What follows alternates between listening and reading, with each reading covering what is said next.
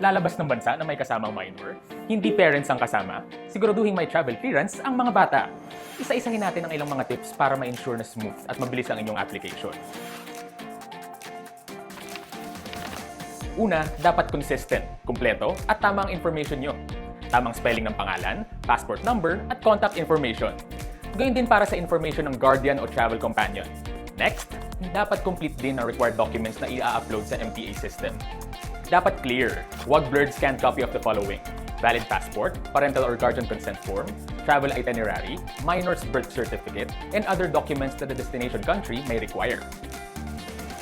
Dahil kung hindi kumpleto, hindi mabasa ang mga documents na iyong in-upload, dahil ito ay malabo, maaaring magkaroon ng delay sa iyong application. Sir, medyo malabo po yung documents. Huwag din kalimutan na colored at passport size ang kinakailangang ID picture ng minor. Make sure nyo rin na tama ang mga dates na pipiliin sa MTA system.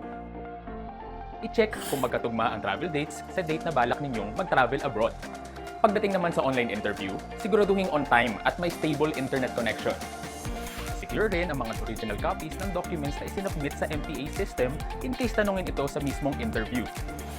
Lahat ng ito ay ating sundin para hindi lamang ang ating anak ang secured, pati rin ang inyong hassle-free application ng travel clearance.